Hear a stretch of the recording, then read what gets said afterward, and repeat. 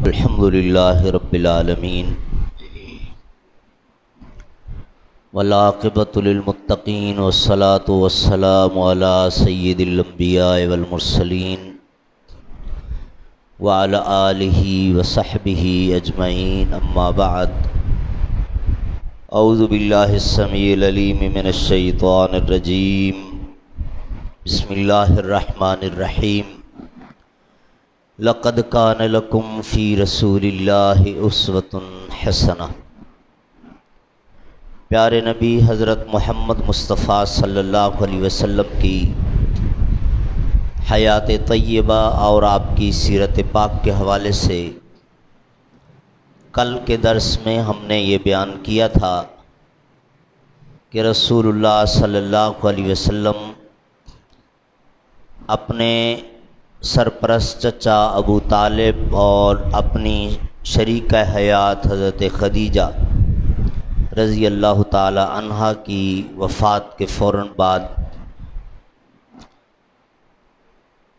طائف کا ارادہ کرتے ہیں تاکہ ان کو دعوت دی جائے۔ جانے سے پہلے آپ نے حضرت سودا بنت زمع رضی اللہ تعالی عنہا کے ساتھ شادی کی۔ یہ آپ صلی اللہ علیہ وسلم کی دوسری شادی تھی، اور اس کے بعد زید بن حارثہ کو اپنے ساتھ لیا۔ حضرت زید بن حارثہ کا تعارف یہ ہے کہ یہ چھوٹے سے بچے تھے، اپنی والدہ کے ساتھ کسی کام سے نکلے تھے، راستے سے ان کو کڈنیپ کر لیا گیا اور پھر اس طریقے سے بیچ دیے گئے۔ بکتے بکتے مکہ پہنچے۔ حضرت خدیجہ کے کسی رشتہ دار نے ان کو خریدا تھا، پھر ان سے حضرت خدیجہ نے خریدا، اور پھر جب رسول اللہ صلی اللہ علیہ وسلم کے ساتھ حضرت خدیجہ کی شادی ہوئی تو حضرت خدیجہ نے آپ صلی اللہ علیہ وسلم کو تحفے کے طور پہ خدمت کے لیے یہ غلام دیا تھا۔ ان کے والدین بہت پریشان ڈھونڈتے رہے، اور کوئی رشتہ دار ان کا مکہ آیا، یہاں اس نے حضرت زید کو دیکھا اور پھر اتا پتہ لیا۔ واپس جا کے اس نے ان کے والد حارثہ کو تفصیل بتائی کہ آپ کا بیٹا تو میں نے اس طریقے سے مکہ میں دیکھا ہے، اور محمد نامی شخص ہے جو اپنے آپ کو نبی بھی کہتے ہیں، ان کے پاس غلامی کر رہا ہے۔ تو حضرت زید بن حارثہ کے والد، ان کے چچا، جو جمع پونجی تھی لے کر مکہ پہنچے۔ آپ صلی اللہ علیہ وسلم سے بات کی کہ ہمارا بیٹا زید آپ کے پاس ہے۔ آپ نے فرمایا بالکل میرے پاس ہے، وہ تو غلام ہے۔ کہا جی وہ اس کے ساتھ اصل معاملہ یہ ہوا، یہ ٹریجڈی ہوئی، یہ غلام خاندان سے نہیں ہے، اس کو اغوا کیا گیا تھا اور پھر بیچ دیا گیا تھا۔ ہم اتنا عرصہ ڈھونڈتے رہے، اب ہمیں پتہ چلا۔ تو یقیناً آپ نے خریدا ہوگا، جتنے پیسے آپ کے لگے ہیں، جو قیمت آپ نے اس کی ادا کی ہے، آپ جو چاہیں ہم سے لے لیں اور یہ ہمارا بیٹا ہمیں دے دیں۔ رسول اللہ صلی اللہ علیہ وسلم نے جب ان کی یہ غم بھری داستان سنی تو آپ صلی اللہ علیہ وسلم نے فرمایا نہیں، مجھے آپ سے کچھ نہیں چاہیے، میں بالکل فری میں اس کو آپ کے حوالے کر دوں گا، کام سے گیا ہوا ہے، واپس آتا ہے تو اس سے پوچھ لیتے ہیں اس کی اپنی رائے، اگر وہ آپ کے ساتھ جانا چاہے تو میری طرف سے آزادی ہوگی۔ اب حارثہ پوری طرح کانفیڈنٹ تھے کہ ہمارے ساتھ ہمارا بیٹا کیسے نہیں جانا چاہے گا۔ زید جب آئے، آپ صلی اللہ علیہ وسلم نے بلوایا، کہا ان کو پہچانتے ہو؟ کہا جی ہاں، یہ میرے والد، یہ میرے چچا، اور یہ ملے، اور اس کے بعد آپ نے فرمایا کہ یہ تمہیں لینے کے لیے آئے ہیں، اور آج کے بعد تم میری طرف سے آزاد ہو، ان کے ساتھ جانا چاہو تو یہ تمہارے لیے آئے ہیں۔ حضرت زید نے انکار کر دیا کہ نہیں، میں تو نہیں جاؤں گا، تو آپ کے پاس رہوں گا۔ تو حضرت زید کے والد حارثہ کہنے لگے بیٹا تم غلام نہیں ہو، تمہارے ساتھ تو یہ معاملہ ہوا تھا اور یوں پھر تم غلامی میں آئے۔ کہا بالکل ابا مجھے پتہ چل گیا سارا معاملہ۔ تو پھر آپ آزاد نہیں ہونا چاہتے، غلامی کو ترجیح دیتے ہو، اپنے ماں باپ رشتہ داروں کو چھوڑ کر غیروں کے پاس رہنا پسند کرتے ہو، کیا ہو گیا تمہیں؟ تو حضرت زید نے کہا اللہ کی قسم کسی بیٹے کو اپنے سگے باپ سے وہ محبت نہیں مل سکتی جو مجھ غلام کو محمد سے ملی ہے، میں ان کو چھوڑ کے نہیں جاؤں گا۔ تو رسول کریم صلی اللہ علیہ وسلم نے حضرت زید کو گلے لگایا اور فرمایا آج کے بعد تم میرے بیٹے ہو، اور یہیں سے مشہور ہو گئے، لوگ کہنے لگ گئے زید بن محمد۔ لیکن بعد میں جب وہ قرآن پاک کی آیت نازل ہوئی کہ ادعوہم لآبائہم، پیار سے اگر کسی کو بیٹا یا بیٹی کہہ دیا تو وہ بن نہیں جاتا، نسب تبدیل نہیں ہوگا، اصل نسبت باپ کی طرف ہی ہوگی۔ بہرحال یہ بتانے کا میرا مقصد یہ تھا کہ رسول کریم صلی اللہ علیہ وسلم کا اخلاق دیکھیں، آپ کا چھوٹوں پر شفقت اور محبت کا انداز دیکھیں کہ جو غلام تھا وہ غلامی سے نکل کے جانے کے لیے تیار نہیں۔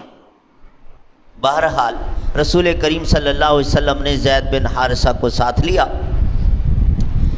طائف روانہ ہو گئے۔ ادھر مکہ والوں نے فیصلہ کر دیا، اعلان کر دیا کہ ہم واپس نہیں آنے دیں گے۔ رسول اللہ صلی اللہ علیہ وسلم نے جا کر عمرو بن عمیر ثقفی کو جا کے دعوت دی، اس کے پورے قبیلے کو، ایک ایک گھر جا کے راستوں میں کھڑے ہو کر 10 دن آپ صلی اللہ علیہ وسلم نے وہاں گزارے۔ لیکن نہ جانے ان لوگوں نے کیا فیصلہ کر رکھا تھا، کوئی ایک بندہ بھی مسلمان نہ ہوا۔ رسول اللہ صلی اللہ علیہ وسلم کو بڑی شدید تکلیف، اور پھر 10ویں دن جب آپ صلی اللہ علیہ وسلم نے واپسی کا ارادہ کیا تو وہ ظلم کیا ان ظالموں نے، ہر طرف سے پتھروں کی بارش کر دی۔ رسول اللہ صلی اللہ علیہ وسلم لو لوہان ہو گئے۔ حضرت زید بن حارثہ کہتے ہیں میں اچھل اچھل کر آگے بڑھ بڑھ کے آپ صلی اللہ علیہ وسلم کی طرف آنے والے پتھروں کو روکتا تھا، ایک ہاتھ پہ دوسرے ہاتھ پہ، لیکن اس کے باوجود اتنی چوٹیں رسول اللہ صلی اللہ علیہ وسلم کو لگ گئیں کہ حالت دیکھی نہیں جا رہی تھی۔ پھر آبادی سے جو ہی تھوڑا سا باہر نکلے، میں نے آپ صلی اللہ علیہ وسلم کو عرض کیا کہ اللہ کے رسول آپ ذرا تشریف لائیے، ساتھ ہی ایک باغ تھا، درخت کے نیچے میں نے بٹھایا کہ میں آپ صلی اللہ علیہ وسلم کا بلڈ صاف کروں، کہیں سے آپ کے لیے پانی لے کر آؤں۔ جب وہاں بٹھایا آپ صلی اللہ علیہ وسلم کا امامہ مبارک اتارا، رسول اللہ صلی اللہ علیہ وسلم نے بند جوتا پہنا ہوا تھا، کہا جب میں نے آپ صلی اللہ علیہ وسلم کا جوتا اتارا تو خون سے بھرا ہوا تھا، میری آنکھوں سے آنسو بہہ رہے تھے۔ میں نے کہا اللہ کے رسول آپ نے ان کا کیا بگاڑا تھا، انہوں نے کیوں آپ کے ساتھ ایسا کیا؟ اللہ ان کو، کہا یہ میں کہنے والا تھا کہ رسول اللہ نے میرے منہ پہ ہاتھ رکھ دیا، زید آگے کچھ نہ کہنا، آگے کچھ نہ کرنا، ہم فائدے میں یہی نقصان میں، ہم فائدے میں یہی نقصان میں۔ کتنا بڑا جملہ ہے، وہ بندہ جو زخموں سے چور پڑا ہے، لہو لہان پڑا ہے، وہ کہتا ہے میں فائدے میں ہوں، یہ مارنے والے تشدد کرنے والے یہ نقصان میں۔ فرمایا کہ دیکھو ہم اپنے کسی کام سے نہیں آئے تھے، اللہ کا مشن لے کر آئے تھے، وہ حکم تعمیل کرنے کا ہمیں ثواب الگ ملے گا، اور جو اس راستے میں تکلیف آ گئی ہے اس پر صبر کریں گے تو اس کا ثواب بونس کے طور پہ الگ ملے گا۔ ہماری تو 10 کی 10 گھی میں، ہم فائدے میں، یہ نقصان میں۔ اور میں آپ کو بتاتا چلوں کہ رسول اللہ صلی اللہ علیہ وسلم سے غزوہ احد کے بعد، غزوہ احد جس میں رسول اللہ صلی اللہ علیہ وسلم کے دندان مبارک شہید ہوئے تھے اور آپ کا بایاں کندھا اوپر سے عبداللہ ابن قمہ کے وار سے ایک پورا پیس اڑ گیا تھا، اتنی شدید تکلیف، گھائل ہو کر آپ صلی اللہ علیہ وسلم پہاڑی کے ساتھ ٹیک لگا کے بیٹھے تھے، انشاءاللہ اس کا ہم تذکرہ کریں گے۔ اس غزوے کے بعد حضرت عائشہ صدیقہ رضی اللہ تعالی عنہ نے آپ صلی اللہ علیہ وسلم سے ایک مرتبہ پوچھا کہ اللہ کے رسول یہ غزوہ احد کے علاوہ بھی آپ کی زندگی میں کوئی ایسا دن آپ پر آیا جس میں آپ کو اتنی زیادہ تکلیف پہنچی ہو؟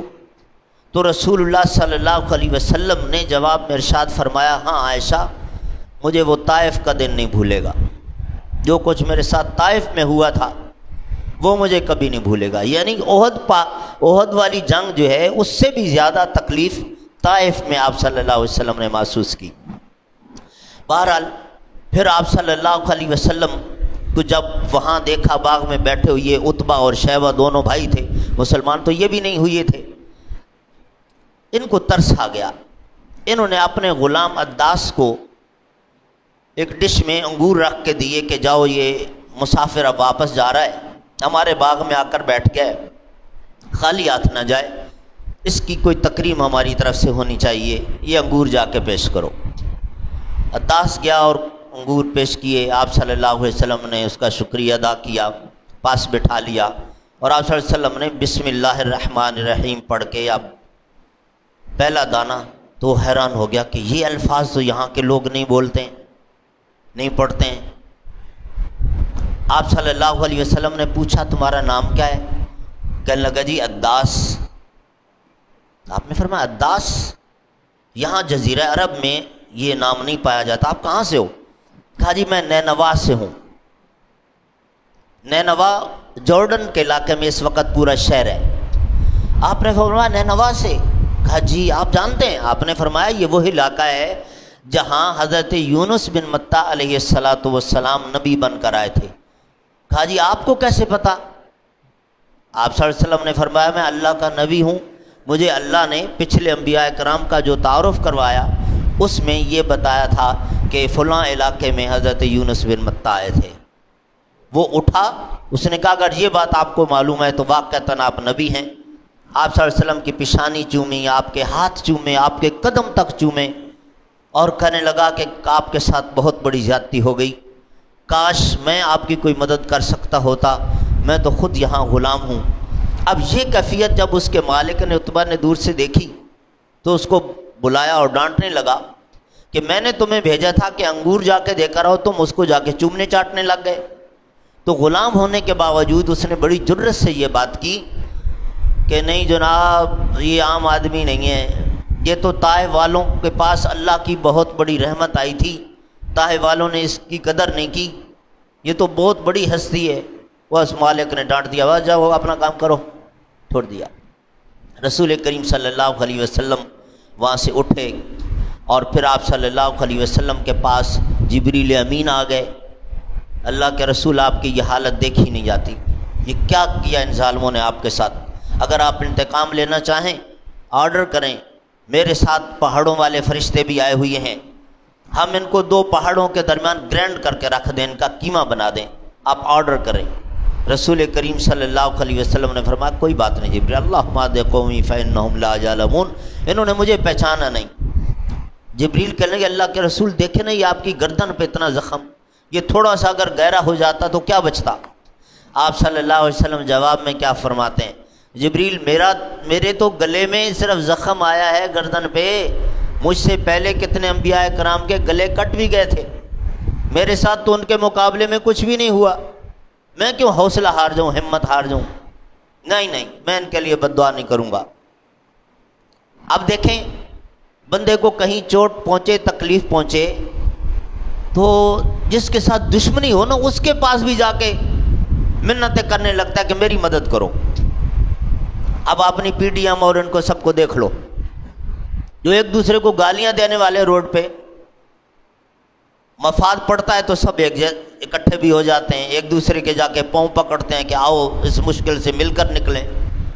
رسول کریم صلی اللہ علیہ وسلم کو یہاں سے نہیں آسمان سے آفر ہو رہی تھی کہ اگر بدلہ لینا چاہیں تو، اور آپ صلی اللہ علیہ وسلم فرماتے ہیں نہیں۔ کتنی اعلیٰ ظرفی ہے، کتنا بڑا سینہ آپ کا، کتنا بڑا دل معاف کرنے کا۔ بہرحال رسول کریم صلی اللہ علیہ وسلم نے جبریل کو ان الفاظ سے منع کر دیا۔ اٹھے تھوڑا سا آگے چلے تو آپ صلی اللہ علیہ وسلم کے پاس جن آئے، جنوں کا ایک پورا گروپ،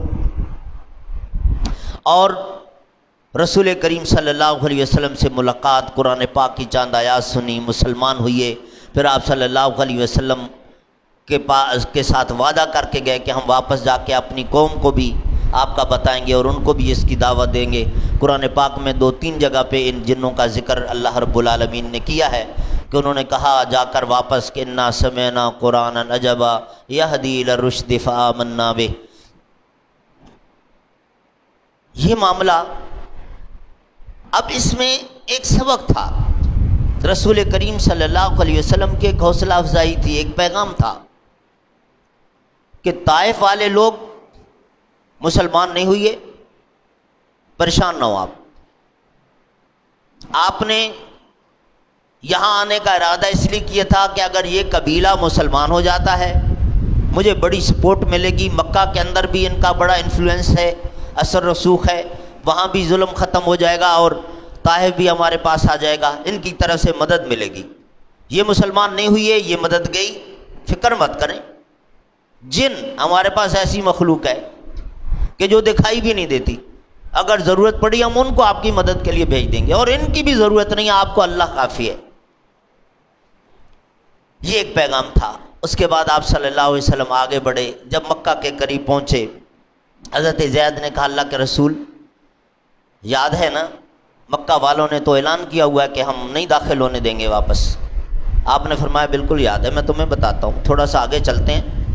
اور پھر آپ صلی اللہ علیہ وسلم نے وہیں پر جبل نور غار حرا جس کا ہم نے پہلے تذکرہ کیا تھا، وہاں جا کر آپ نے اسٹے کیا اور پیغام بھیجا حضرت زید کے ذریعے۔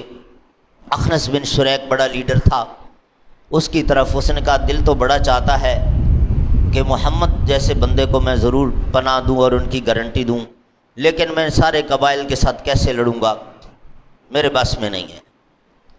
رسول کریم صلی اللہ علیہ وسلم نے کئی ایک بندوں کے نام ان کو دیے تھے زید بن حارثہ کو کہ اگر یہ بندہ ایگری ہو جائے تو ٹھیک ہے، یہ نہ ہو تو یہ، پھر یہ، پھر یہ۔ مطعم بن عدی کا بھی نام تھا اس میں۔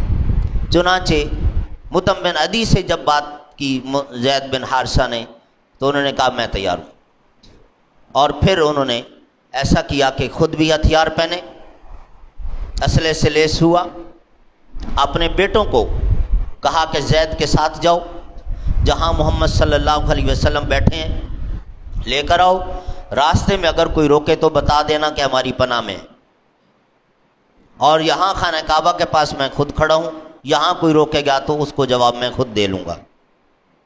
رسول کریم صلی اللہ علیہ وسلم تشریف لائے سیدھا خانہ کعبہ۔ اب اس نے مطعم بن عدی نے اعلان کر دیا کہ محمد صلی اللہ علیہ وسلم کو کوئی روکنے کی جرت نہ کرے، میری پناہ میں ہے۔ ابو جہل نے کہا تم نے صرف پناہ دی ہے یا بے دین بھی ہو گئے ہو؟ یعنی ایسے ظالم کہ اگر کلمہ پڑھ لیا اتنے بڑے آدمی نے بھی تو پھر وہ بھی القاعدہ، سب بلیک لسٹڈ ان کو سمجھتے تھے۔ بہرحال مطعم بن عدی نے کہا نہیں میں نے صرف پناہ دی، اس میں بھی اللہ کی حکمت ہے۔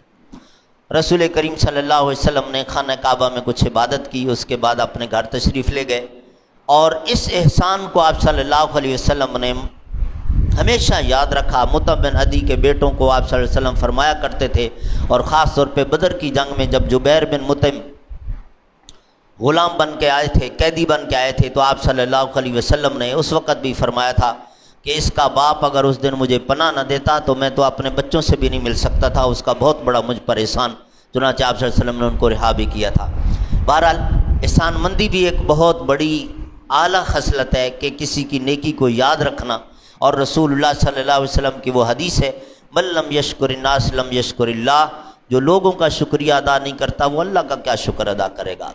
تو اگر کسی نے نیکی کی ہو تو اس کی نیکی کو، اس کی بھلائی کو یاد رکھنا چاہیے، یہ بھی اس حدیث سے ثابت ہوا۔ نبی کریم صلی اللہ علیہ وسلم نے اب ٹارگٹ کیا ہوا تھا کہ جو آؤٹ سائڈرز ہیں، باہر سے جو آنے والے لوگ ہیں، ان کو زیادہ فوکس کرنا ہے تاکہ کوئی بندہ خالی واپس نہ جائے، میری ان سے ملاقات ہو، میں ان کو دعوت دوں۔ مکہ والوں کا ریسپانس تو 10 سال میں دیکھ لیا تھا۔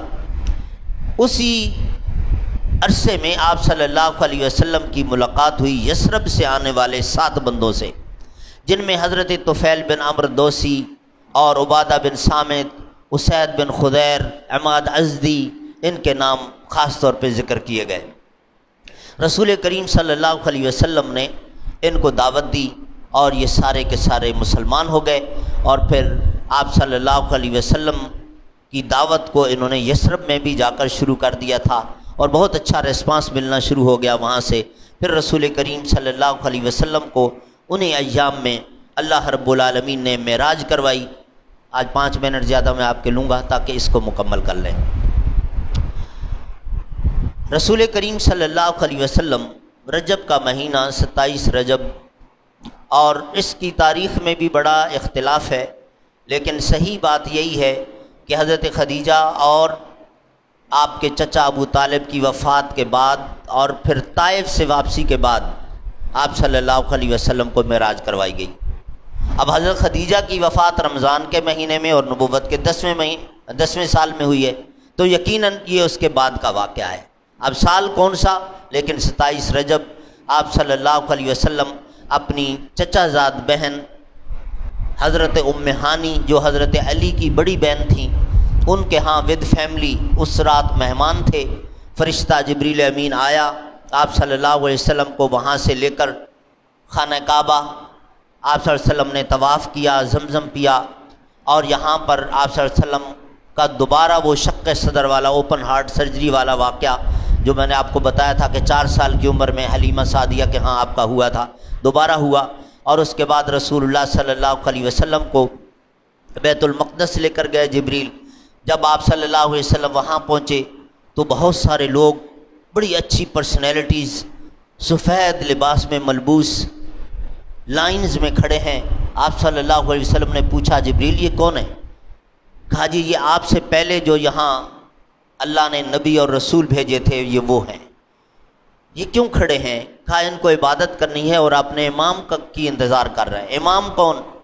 تو جبریل امین نے آپ صلی اللہ علیہ وسلم کے کندھوں پر ہاتھ رکھ کے کہا کہ جی ان کی امامت آپ کریں گے۔ رسول کریم صلی اللہ علیہ وسلم نے وہاں جو نماز پڑھائی، اس وقت جو بھی طریقہ کار تھا، ابھی یہ والی کیفیت، یہ مناسک تو ابھی آئے نہیں تھے، یہ اس وقت جو ہم نماز پڑھتے ہیں یہ تو معراج کے بعد ہوا۔ آپ نے جو عبادت کی وہاں پر امامت کروائی، اسی اعتبار سے آپ کو امام الانبیاء کا لقب ملا۔ اور ایک بات اچھی طرح سمجھ لیجئے کہ وہ جیسے ہم اس دنیاوی زندگی اور اس کیفیت میں ہیں، یہ کیفیت نہیں تھی، یہ عالم مثل ہے واقعہ معراج پورے کا پورا، کہ جب بتایا جاتا ہے یا پڑھا جاتا ہے یا سنا جاتا ہے ایسے محسوس ہوتا ہے جیسے دنیا میں ہم مشاہدہ کر رہے ہوتے ہیں، لیکن اس کی اصل کیفیت اللہ رب العالمین خود جانتا ہے۔ اب یہ اللہ کا نظام ہے کہ ایک مرتبہ جو اس دنیا سے گیا وہ واپس اس دنیا میں نہیں آئے گا سوائے اسی محشر کے، قیامت والے دن اٹھایا جائے گا، صرف حضرت عیسیٰ علیہ السلام آئیں گے۔ وہ نبی کیسے آ گئے تھے یہ اللہ تعالیٰ خود جانتا ہے، ہمیں جتنا بتایا گیا ہے ہم ایمان لائیں گے، انکار نہیں کر سکتے۔ اس کے بعد رسول اللہ صلی اللہ علیہ وسلم کا سفر آسمانوں کا شروع ہوا۔ براق جو سواری آپ صلی اللہ علیہ وسلم کے لیے بھیجی گئی تھی،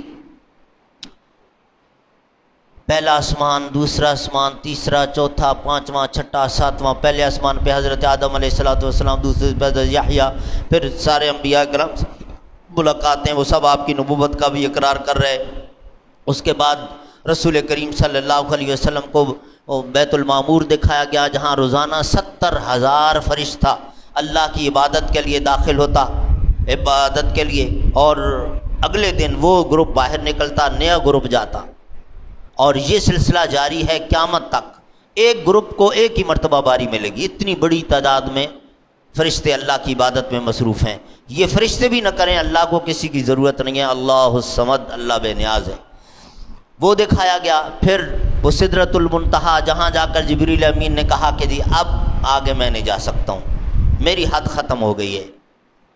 جیسے ہمارے ہاں ہوتا ہے نا، ریڈ کارپٹ بچھا ہوا ہے، VVIP یہاں سے آئیں گے، باقی لوگ پیچھے رک جائیں گے، تو یہاں سے آگے آپ خود جائیں گے۔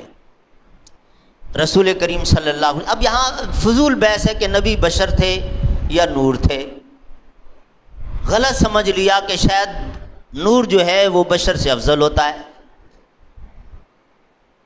اب نوریوں کا بھی سینئر ترین نوری جبریل، وہ کہتا ہے میری حد ختم ہو گئی ہے، اب آگے آپ خود جائیں گے، تو مقام تو بشر کا زیادہ ہوا، لیکن وہ میں اور آپ نہیں ہیں، وہ اور بشر تھے، وہ رسول اللہ تھے۔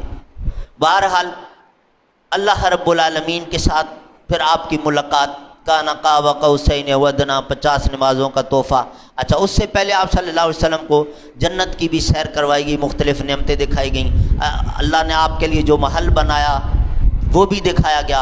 हज़रत उमर फ़ारूक का महल दिखाया आप सल्लल्लाहु अलैहि वसल्लम को, और वापस आके आपने बताया भी था कि मैं तुम्हारा महल देख के आया हूँ। जहन्नम के अंदर जो सज़ाएँ हो रही हैं उनकी एक झलक दिखाई गई। सूद खाने वाला, यतीम का माल खाने वाला, ये आप सल्लल्लाहु अलैहि वसल्लम को, और बदकारी करने वाले, ये एक झलक दिखाई गई कि वापस आके लोगों को बता सकें कि ये मैं अपनी आंखों से देख कर आया हूँ, ऐसा हो रहा है। उसके बाद रसूलुल्लाह सल्लल्लाहु अलैहि वसल्लम को जब अल्लाह से मुलाकात हुई, 50 नमाज़ों का तोहफ़ा, वापस जब पलट रहे छठे आसमान पर, हज़रत मूसा अलैहिस्सलाम ने मशवरा दिया कि मुझे पता है कौम का ये 50 नमाज़ें एक दिन में नहीं पढ़ सकेंगे, अल्लाह ताला से दरख्वास्त करें कुछ रियायत करवाएं। रसूलुल्लाह सल्लल्लाहु अलैहि वसल्लम वापस गए, दरख्वास्त की, 5 नमाज़ें कम हो गई, 45 रह गईं। मूसा अलैहिस्सलाम ने कहा अभी भी ज़्यादा हैं, बहुत ज़्यादा हैं, और कम करवाएं। फिर आप सल्लल्लाहु अलैहि वसल्लम वापस गए, 5 और कम हो गई, 40 रह गईं। मूसा अलैहिस्सलाम के मशवरे से आप सल्लल्लाहु अलैहि वसल्लम 9 मरतबा गए, 5-5 नमाज़ें कम होती गईं, 45 डिडक्ट हो गईं, सिर्फ 5 रह गईं। मूसा अलैहिस्सलाम ने कहा ये मौके बार बार नहीं मिलते, अभी भी मज़ीद रियायत करवा लें। लेकिन रसूलुल्लाह सल्लल्लाहु अलैहि वसल्लम ने फरमाया नहीं, अब मुझे शर्म आती है, ये कम अज़ कम 5 तो पढ़े। तो ये 5 अब 5 ही हैं, अब 4 नहीं हैं। मन तरका सलातन मुतअम्मिदन फ़क़द कफ़र। बिलाशुबा दीन में बड़ी फ्लेक्सिबिलिटी है, बड़ी रियायतें हैं, बड़ी रुख़्सतें हैं, लेकिन बाज़ चीज़ों में दीन बड़ा स्ट्रिक्ट भी है। जैसे तौहीद का मसला है और नमाज का मसला है, बग़ैर शरई उज़्र के एक नमाज भी छोड़ना कुफ्र है। इतना बड़ा लफ्ज़ है, हत्ता कि जिहाद कर रहे हों, जंग लगी हुई है, काफिरों से लड़ रहे हैं, कितनी बड़ी इबादत भी है और कितना नाजुक मसला है, जान ख़तरे में, उस वक़्त भी अगर नमाज का वक्त आ गया तो नमाज पढ़नी है। और वो कैसे पढ़नी है, 27 मुख्तलिफ़ कैफियतें हदीस की किताबों में बताई हुई हैं कि इस तरह पढ़ लो, इस तरह पढ़ लो, इस तरह पढ़ लो, इस तरह पढ़, लेकिन माफ़ नहीं है, पढ़नी है। बहरहाल रसूल करीम सल्लल्लाहु अलैहि वसल्लम वापस तशरीफ़ लाए और उसके बाद आते ही सीधा खाना काबा गए। सुबह दम जो अबू जहल वगैरह आए, आप सल्लल्लाहु अलैहि वसल्लम ने रात का सारा वाक़या सुनाया। अबू जहल खुश हो गया, कहने लगा आज मसला हल हो गया। उसके साथी कहने लगे कैसे? कहा पहले जितनी बातें ये करता है हम लोगों को समझाते रहते हैं, नहीं मानते हमारी बात, लेकिन आज इन्होंने ऐसी बात कर दी है कोई भी नहीं मानेगा। और तुम लोग बैठो, मैं जाता हूँ, इनका जो सबसे बड़ा चहेता है अबू बकर, पहले उसी को जाके उसी से पूछता हूँ। गए सीधा हज़रत अबू बकर सिद्दीक़ का दरवाज़ा खटखटाया, बाहर निकले, खैर है सुबह सुबह, खाजी ये बताएं कि यहाँ से बैतुल मक़दस का कितना सफ़र है? 1 महीने का। लेकिन क्या मसला क्या है? कहा नहीं बताएं तो सही। कहा 1 महीने का। अच्छा बैतुल मक़दस से आसमानों का? हज़रत अबू बकर सिद्दीक़ कहने लगे ऊपर तो परिंदे उड़ते हैं, इंसान तो नहीं ऊपर उड़ता। इंसान नहीं उड़ता? नहीं उड़ता। क्या बात क्या है? कहा देखो अबू बकर आप इतने समझदार आदमी हो, आप बिला वजह उनके पीछे लगे हुए हो, जो वो कहते हैं मानते चले जाते हो। अब ये बात भी तुम मानोगे, अभी खुद कह रहे हो कि ऊपर कोई नहीं उड़ सकता। क्या मसला है? कहा जी वो आपके साथी मोहम्मद सल्लल्लाहु अलैहि वसल्लम वो कह रहे हैं मैं रातों रात गया और ये सारा कुछ जन्नत जहन्नम और अल्लाह से मुलाकात और ये सारा कुछ देख के वापस भी आ गया हूँ, और तुम लोग अभी सोए हुए थे। कहा आप सल्लल्लाहु अलैहि वसल्लम ने फरमाया? कहा फिर आओ आओ मेरे साथ हो, खाना काबा बैठे, खुद सुन लो। हज़रत अबू बकर सिद्दीक़ आए और आकर कहा अल्लाह के रसूल ही अबू जहल अभी मेरे पास आया और ये कह रहा था। आपने फरमाया हाँ अबू बकर, अल्लाह रब्बुल आलमीन ने आज रात को मुझे ये मेराज करवाई है। अब ये सारे मुंतज़िर थे कि अबू बकर आज कट ऑफ हो जाएगा, पार्टी छोड़ देगा। लेकिन हज़रत अबू बकर सिद्दीक़ रज़ी अल्लाह ताला अन्हु खड़े हुए, खाना काबा की दीवार पर हाथ रख लिया, कहा लोगों मेरी बात सुनो। जब मोहम्मद सल्लल्लाहु अलैहि वसल्लम ने पहली मर्तबा आकर बताया था कि मैं अल्लाह का नबी और रसूल हूँ, बग़ैर कोई दलील निशानी मोजज़ा देखे मैंने आप सल्लल्लाहु अलैहि वसल्लम को अल्लाह का आखिरी नबी और रसूल तस्लीम कर लिया था। बिल्कुल इसी तरह आज मैं ये भी तस्लीम करता हूँ कि मोहम्मद सल्लल्लाहु अलैहि वसल्लम रातों रात ये सारा सफ़र भी करके वापस आ गए। उनके मुँह लटक गए, رسول کریم صلی اللہ علیہ وسلم نے اس موقع پر حضرت ابو بکر کو صدیق کا لقب عطا فرمایا۔ تو میرے بھائیوں، یہ صدیقی ایمان یہ ہے کہ بغیر چوں چراں کے، بغیر تصدیق کے، بغیر تحقیق کے، بغیر لیٹسٹ ٹیکنالوجی کی ریسرچ کے، بغیر سائنس اور میڈیکل سائنس کی ریسرچ کے، ان کے ریزلٹس کے، جب بتایا جائے کہ یہ اللہ کا حکم ہے، یہ نبی کا فرمان ہے، گردن جھک جائے۔ آج یہ جو ہم عام طور پہ کہہ رہے ہوتے ہیں جی روزے کے متعلق میڈیکل سائنس کہتی ہے یہ فائدے ہیں، اب اگر وہ نظریہ رکھ کے روزہ رکھا تو پھر وہ دنیاوی فائدے ہی ملیں گے، کولیسٹرول ہی کنٹرول میں ہوگا، پھر روزے کا جو اجر و ثواب ہے وہ نہیں ملے گا۔ روزے کا اجر و ثواب یا کسی بھی نیکی کا اسی وقت ملے گا جب ہماری انٹینشن یہ ہو، ہماری نیت یہ ہو کہ یہ اس رب کا حکم ہے، یہ پیارے نبی کی سنت ہے، تب ثواب ملے گا۔ تو بہرحال اللہ رب العالمین ہم سب کو بھی حضرت ابو بکر صدیق رضی اللہ تعالی عنہ جیسا ایمان اپنے دلوں میں پیدا کرنے کی توفیق عطا فرمائے۔ ہے بڑا مشکل، ابو بکر صدیق کے درجے کو کون پہنچے گا، لیکن ہمیں کوشش یہ کرنی ہے کہ جو بھی بات رسول کریم صلی اللہ علیہ وسلم کی طرف سے آ جائے بغیر چوں چراں ہم تسلیم کر لیں۔ اللہ اسی پر ہمارا خاتمہ فرمائے۔ انشاءاللہ اس کے بعد بیعت عقبہ اولیٰ اور ثانیہ آتی ہے، وہ کل ہم بیان کریں گے۔